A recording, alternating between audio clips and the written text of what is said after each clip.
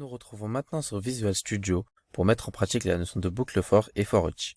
Commençons par la boucle for. La différence entre la boucle for et la boucle while, c'est qu'au lieu d'initialiser une variable avant la boucle et d'incrémenter la variable qui permet de faire tourner la boucle à l'intérieur des accolades, cette fois-ci, on met tout dans les parenthèses de la boucle for. Ici, pour créer la boucle for, je vais supprimer tout ça et je vais taper for. Ensuite, dans les parenthèses, je vais créer une variable en donnant son type, soit int. Ensuite, je lui donne un nom. Je vais reprendre compteur et je vais l'initialiser directement à 0. Ensuite, je mets un point virgule et je passe à la condition. Je reprends la même que celle du while. Tant que compteur est inférieur au nombre total de valeurs dans le tableau, alors tu boucles, soit compteur inférieur à tab prénom.length. Ensuite, point virgule, et là je passe à l'incrémentation. Je mets ici compteur plus plus. Vous voyez que c'est plus sur l'écriture que la boucle while et la boucle for vont se différencier. Ensuite, il y a certains cas où vous allez plus utiliser la boucle while que la boucle for. Et voilà, ça reste du cas par cas. Ensuite, on ouvre les accolades, comme la boucle while, et on y met nos instructions. Ici, c'était d'afficher les valeurs de notre tableau, donc on fait un console.writeLine, et on met entre nos parenthèses notre tableau avec l'index, entre crochets, en utilisant la variable compteur pour parcourir le tableau. Et si on lance le programme, on a le même résultat que la boucle while.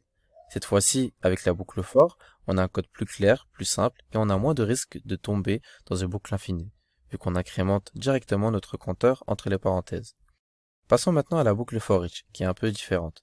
Elle ne va pas fonctionner avec un système d'index de la même façon que la boucle for et que la boucle while. Elle s'écrit de cette façon, for each, parenthèse, ensuite on crée une variable du même type des choses qu'on veut retourner, c'est des prénoms, donc un string, on lui donne un nom, par exemple un prénom. Ensuite, vous ajoutez in, qui signifie dans quoi nous voulons boucler. Et ici, c'est dans le tableau. Donc on renseigne juste après notre tableau tab prénom. On ouvre les accolades et on met notre console.writeLine. Sauf qu'ici, entre les parenthèses, on ne mettra plus notre tableau, mais la variable un prénom. Pourquoi? Ici, en gros, la boucle va boucler sur chaque élément du tableau. Et à chaque tour de boucle, la variable un prénom va être affectée de l'élément auquel se trouve la boucle. En gros, au tour 1, un prénom va prendre la première valeur du tableau. Au tour 2, il va prendre la deuxième valeur, etc.